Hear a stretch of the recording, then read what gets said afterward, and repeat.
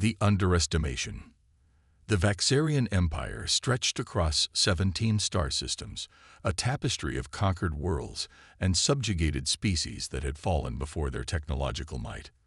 For 8 centuries, they had expanded without meaningful resistance, their graviton drives and phase-shift weaponry rendering conventional defenses obsolete.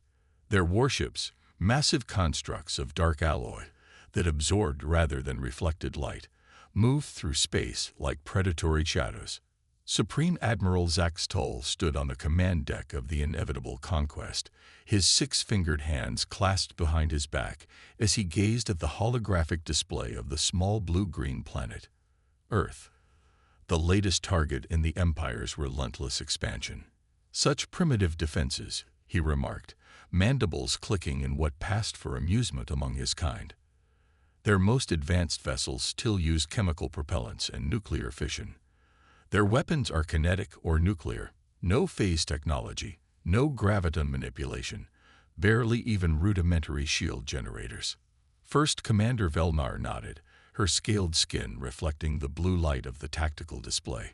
Intelligence suggests they've only achieved interplanetary travel within their own system. No FTL capability. They've sent primitive probes to neighboring stars, but nothing more. And yet they refused our terms of surrender, Zax Toll said, his voice carrying a note of genuine curiosity. Fascinating.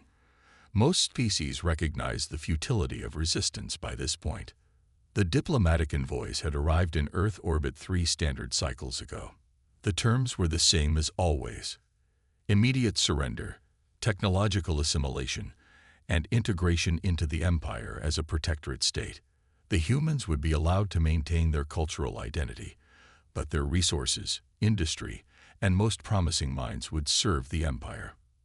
Earth's unified response had been unexpected. Not fragmented as intelligence had predicted based on their political divisions, but unanimous in its rejection. Humanity doesn't surrender to tyrants, the Earth Coalition spokesperson had declared. Come if you must, but understand that we will fight with everything we have. The response had amused Zax Toll at first. Now, as the invasion fleet moved into position, he felt only the mild satisfaction of another inevitable conquest. Begin the first wave, he ordered. Standard protocol. Target their military installations, power infrastructure, and communications networks.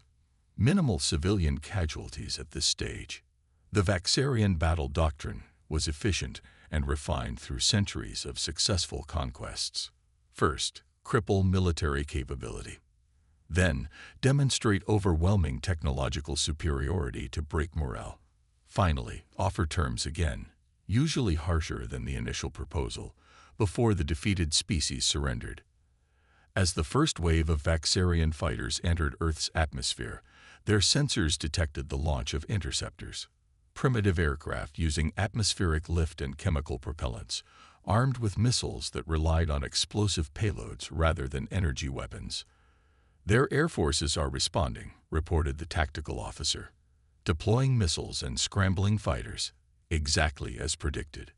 Zax Toll watched the engagement with detached interest. The Earth fighters, despite being hopelessly outmatched, fought with unexpected coordination and determination. Their tactics were clever, utilizing the planet's atmospheric conditions and terrain features in ways that briefly confused the Vaxarian targeting systems. But cleverness could only delay the inevitable.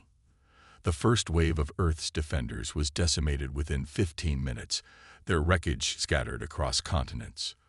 They're adapting quickly, noted Velnar, her voice carrying a hint of respect. Each engagement lasts 8.3% longer than the previous one. They're learning our patterns. Irrelevant, Zax Toll dismissed. Deploy the second wave. Target their command centers. The second wave consisted of larger assault craft, each capable of neutralizing a major military installation. They entered Earth's atmosphere in a synchronized pattern designed to overwhelm any remaining defenses. But something unexpected happened. Admiral, we're detecting anomalous energy readings from the dark side of their moon, reported the sensor officer, her voice sharp with surprise. Before Zaxtol could respond, several Vaxarian ships in the second wave exploded simultaneously. Not the controlled detonation of ships hit by conventional weapons, but catastrophic failures that suggested their power cores had been compromised. "What happened?" demanded Zaxtol, mandibles flaring in alarm. "Unknown, Admiral. The energy signature doesn't match any known human weapon system." For the first time in decades of military service, Zaxtol felt the cold touch of uncertainty. "Show me the moon," he ordered. The tactical display shifted, zooming in on Earth's natural satellite. For a moment, nothing seemed unusual. Then, emerging from the shadow like a predator from the night, came a vessel unlike any they had seen in Earth's defense forces, sleek and angular, with none of the bulky features of Earth's known spacecraft. It moved with a speed and precision that suggested advanced propulsion systems the humans shouldn't possess. Its hull was dark, absorbing sensor scans rather than reflecting them, making it difficult to analyze. "Identification," Zaxtol demanded. "None available, Admiral. This vessel doesn't match any known Earth design. It's targeting our third wave now." The mysterious ship fired again, energy weapons lancing out with precision. Not the crude lasers or plasma weapons the Vaxarians had expected from Earth technology, but something more refined, more focused. Another 3 Vaxarian assault craft exploded. "Recall the second wave," ordered Zaxtol, his tactical mind rapidly reassessing the situation. "Bring the fleet to full combat readiness. We're facing unknown technology." As the Vaxarian forces regrouped, communications channels across Earth's military networks suddenly activated with a single message, broadcast on all frequencies including those the Vaxarians had been monitoring. "This is Commander Elena Reyes of the Earth spaceship Phoenix. To the Vaxarian invasion force. You have entered sovereign Earth space and engaged in hostile actions against our planet. You were warned. Now you will understand why." In the command center deep beneath the Rocky Mountains, General Marcus Chen watched the battle unfold with grim satisfaction. Around him, the combined military leadership of Earth's nations monitored the Phoenix's performance with tense anticipation. Project Prometheus, Earth's most closely guarded secret for the past decade, was finally revealed. "The Phoenix's stealth systems are performing beyond projections," reported Dr. Kiyoshi Tanaka, the project's lead scientist. "They still can't get a clear lock on her position." "What about the phase shift weapons?" asked Chen. "Functioning at 94% efficiency. Each hit is penetrating their shields as predicted. Their shield frequency modulation is slower than we anticipated." Chen nodded, allowing himself a brief smile. "They thought we were primitive. That we hadn't advanced beyond nuclear fission and chemical rockets." His expression hardened. "That's what happens when you underestimate humanity's capacity for innovation when our survival is at stake." The Phoenix wasn't built with alien technology or designs. It represented the pinnacle of human ingenuity, developed in absolute secrecy after the first detection of the Vaxarian fleet 5 years earlier. Earth's scientists had reversed-engineered principles from observing distant Vaxarian engagements with other species, creating weapons and defense systems that specifically targeted Vaxarian technological vulnerabilities. "They're adapting," warned Tanaka as the tactical display showed the Vaxarian fleet reforming into a defensive pattern. "Their shields are modulating more rapidly now." Chen activated the secure channel to the Phoenix. "Commander Reyes, they're adjusting to your attack pattern. Time for Phase 2. Aboard the Phoenix, Commander Elena Reyes acknowledged the order with cool professionalism that belied the adrenaline coursing through her veins. A veteran of Earth's unified Space Force, she had been selected to command humanity's most advanced vessel because of her unique combination of tactical brilliance and adaptability. "Initiating Phase 2, she confirmed, then turned to her crew. "Deploy the drones." From the Phoenix's launch bays emerged dozens of small, unmanned craft, each barely larger than a terrestrial automobile, but packed with technology specifically designed to confuse and disrupt Vaxarian systems. They scattered across space, creating a three-dimensional web around the invading fleet. "What are those?"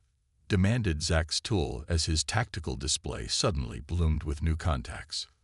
"Drone craft, Admiral. Small, minimal weapon signatures, but they're emitting some kind of interference field. Our sensors are degrading." The Vaxarian fleet, accustomed to overwhelming technological superiority, suddenly found itself in an unfamiliar position, fighting blind. Their sophisticated targeting systems, dependent on precise sensor data, began to fail as the human drones created overlapping fields of electronic interference. "Impossible," Zach's toll hissed. "Their technology is too primitive for this level of electronic warfare." But the evidence was undeniable.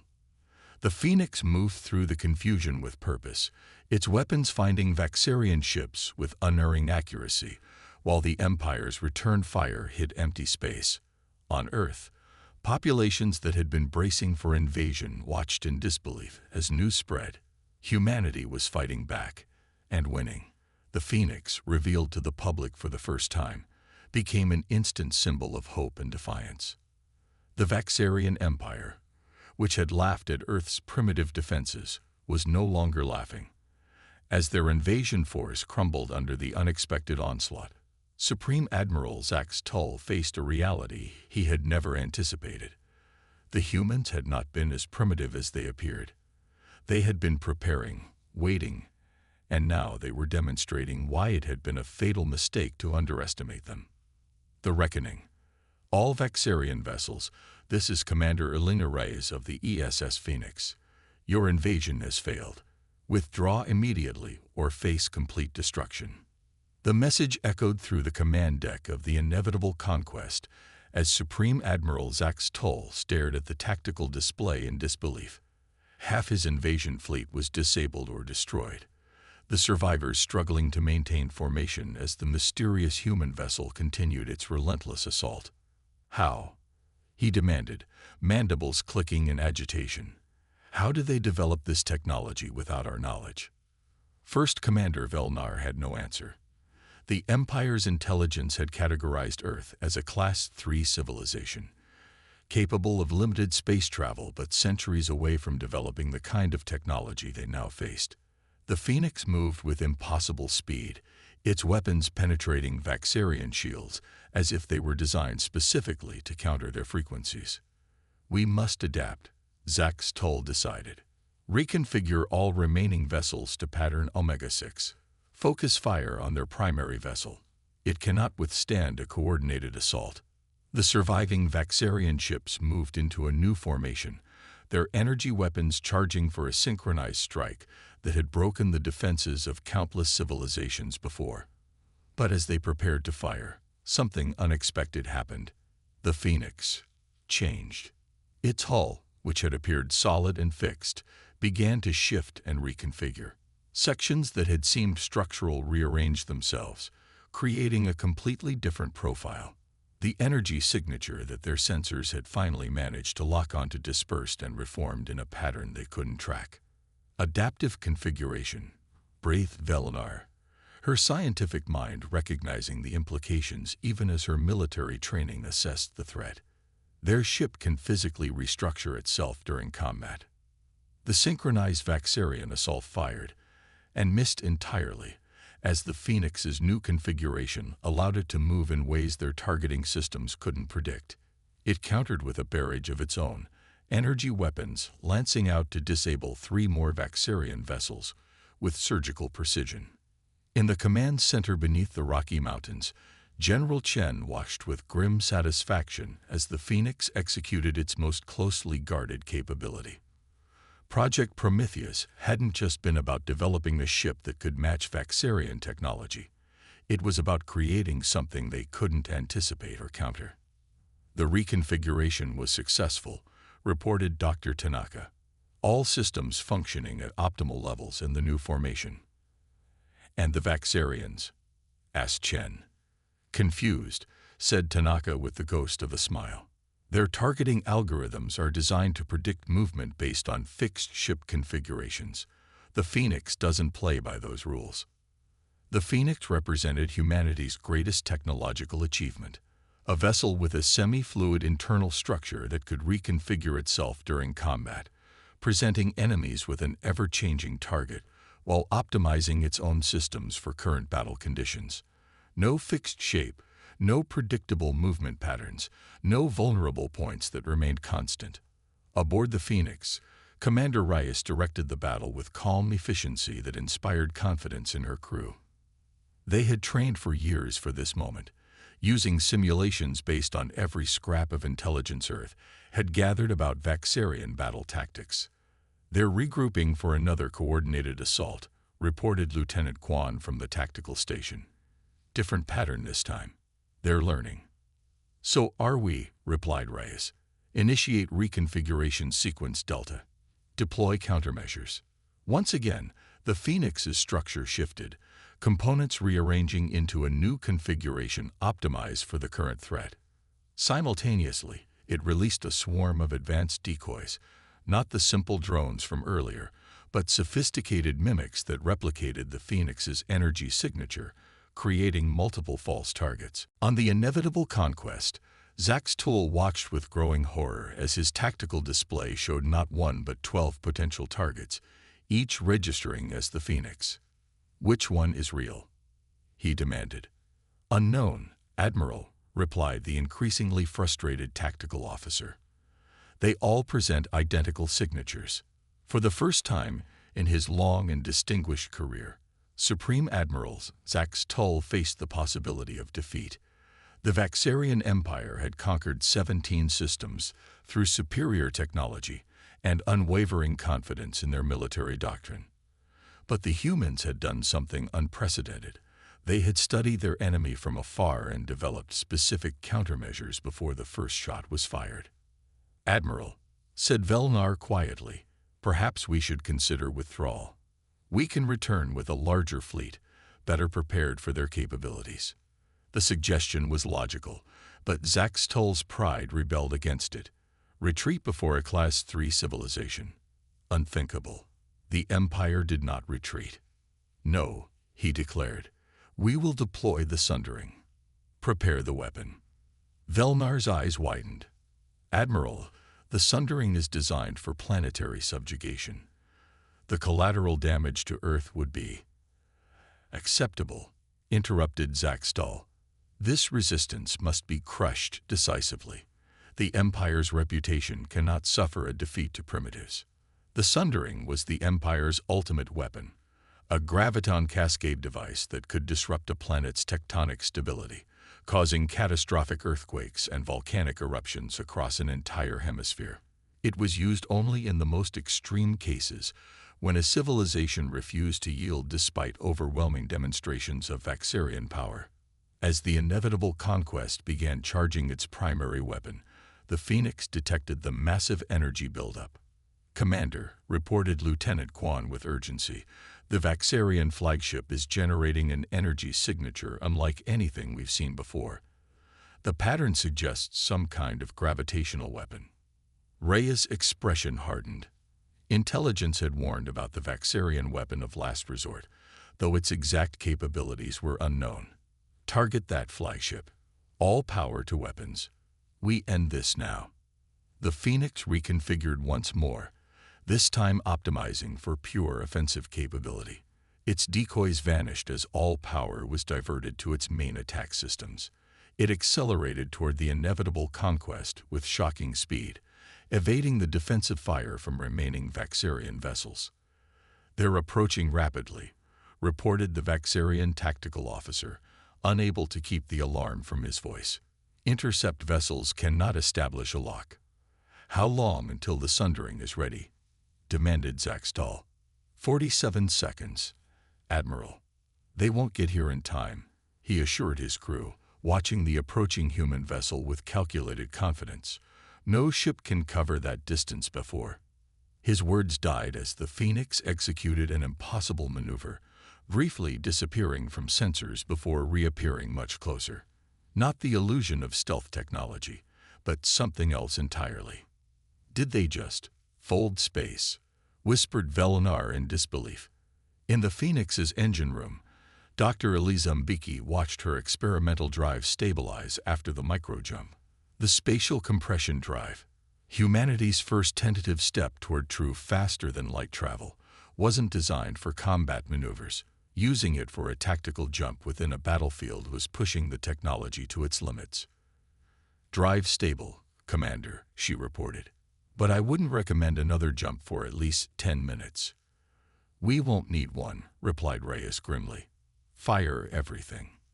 The Phoenix unleashed its full arsenal at point-blank range, energy weapons specially calibrated to penetrate Vaxarian shields, striking with devastating precision. The inevitable conquest shuddered under the assault, its shields failing in cascading sections.